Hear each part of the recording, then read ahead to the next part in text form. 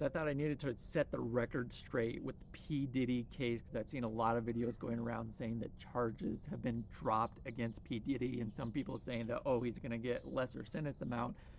None of that's true. There are no charges that are being dropped against P Diddy.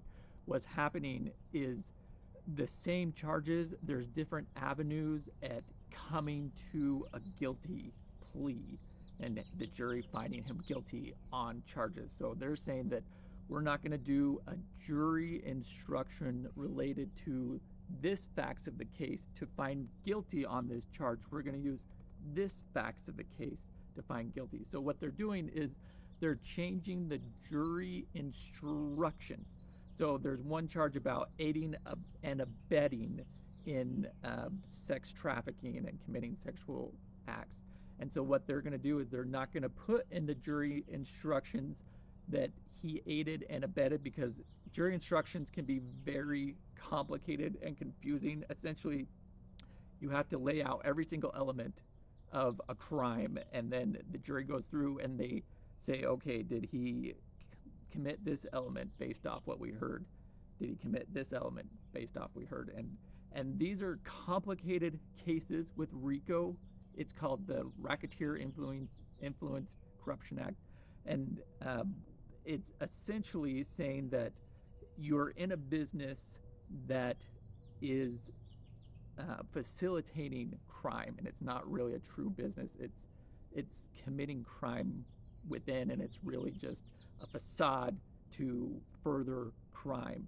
And then it says like all these types of crimes that can be committed to reach RICO. So there's all these elements for RICO to show that it's a business, it committed a crime, and then within it there's other criminal elements like sex trafficking, committing a sexual act, kidnapping.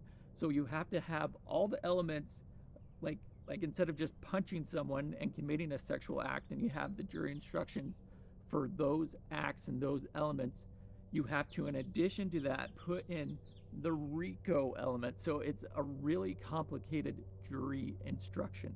And so the prosecution and the defense was going back and forth, and they were like, and the defense was saying, hey, this is confusing the jury, this can be prejudicial, and they had a conference before the judge.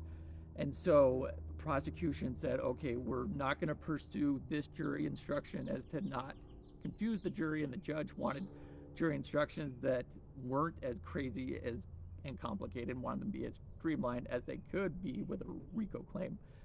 So that's basically what's going on. No charges are getting dropped. What the prosecution is saying is they're saying, okay, we're not going to say that he aided and abetted. We're just going to say he, for the RICO element, saying that he committed a crime. What they're going to do for the crime element in RICO is saying he either kidnapped or committed a sexual act, essentially. And what it sounds like on the defense side, their big argument with some of the sexual stuff is it seems like what they're honed in on are the text messages showing that these were consensual acts. They were in love. They had a relationship, but it doesn't rise to the level of RICO. I'm sure they would say it doesn't involve an organization. It was just one couple and another. It had nothing to do with an organization. So we'll see what happens and go from there, but no charges have not been dropped, people.